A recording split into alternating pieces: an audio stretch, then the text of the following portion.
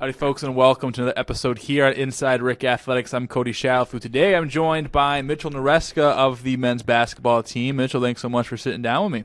Appreciate it. No problem, Cody. How's it going? Doing good. So you've been having some pretty good games as of late. But before we get into that, let's talk about how you got here. Now, you went to CCRI for 2 years, balled out there. You put up Wilt Chamberlain numbers over there. Then you found yourself, here at RIC, and we've talked to kids who've transferred before. We've talked to kids who've, kind of delayed their college experience. But what was kind of your college experience like going the community college route first and then coming up to D3?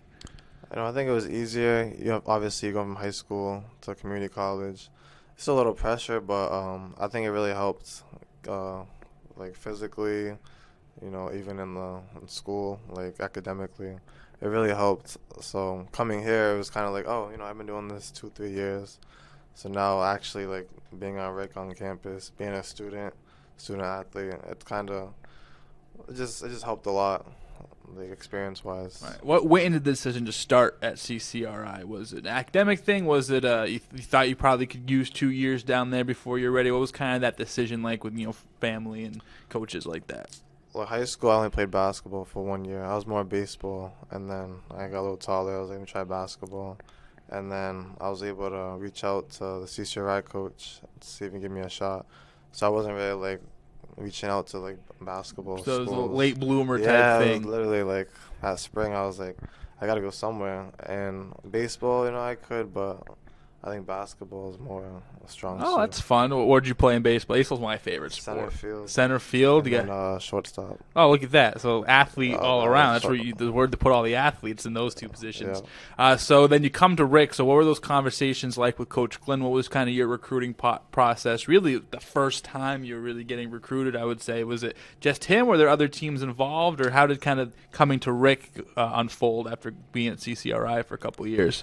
Well, at CCRI, obviously we'll have coaches come visit because we're winning a lot, too, over there at CCRI, me and my teammate Theo.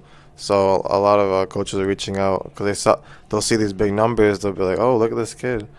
And then I'll have a couple of visits all around, a lot of schools in Mass. There's a lot of D3 schools. And then I was like, I want to stay close to home. I live East Providence, so it's close to home.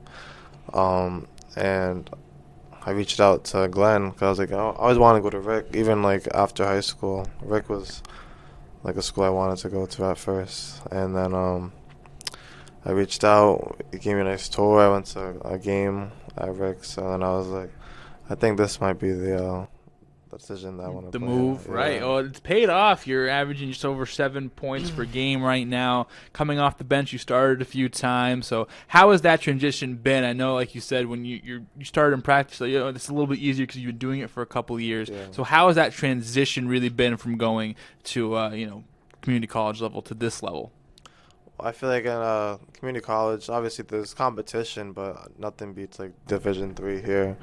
But just I didn't really have the experience in high school. I only played 1 year. Right. So I feel like those 2 years at the community college got more experience, those tough games on the road or down to the wire, So I think those 2 years really helped, even the playoff games. We had a championship game over there too.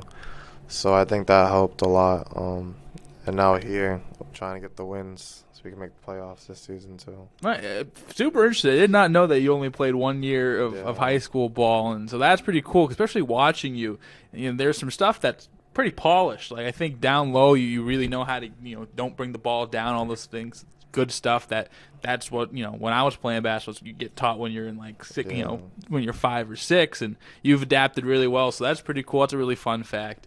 You're a psychology major, correct? So what are you planning on doing with that degree after everything's all said and done? Well, I like psychology. It's real world. You use it every day, with people and stuff. So that came the most interesting to me. So I was looking forward to doing a sports major, sports psychologist and stuff, and deal with athletes after they retire, their mental state, and just see where their head's at. More on that. More in that kind of field. Awesome. Well, before we get you out of here, I know you're a busy man, got a lot of things to do. we play a game here on Inside RIC Athletics. I don't know if you've heard or any of your former teammates have prepped you for it. No. It's called Vibe Check. So Vibe are check. you a big music guy? Yeah, I listen to music all the time. I can tell by the Dreamville sweatshirt. Yeah, I have a Dreamville hat. I'm a big Dreamville really? guy. You know, like Cole, Jid, Boz, love them all. Yeah. I got you. So, you know, assuming you're a rap guy, is there any other genres of music you listen to? I'm not really country or I'm like R&B, like just All right. Why? What you got for me? So here's what I got for you. So here's the game. Oh man. Me and you are on a cross country drive. All right. All right. So we're going to be in the car for 24 hours straight. I have the aux, and I'll tell you right now, my favorite genre is shuffle. I listen to a whole bunch of stuff. Yeah, it's mine too.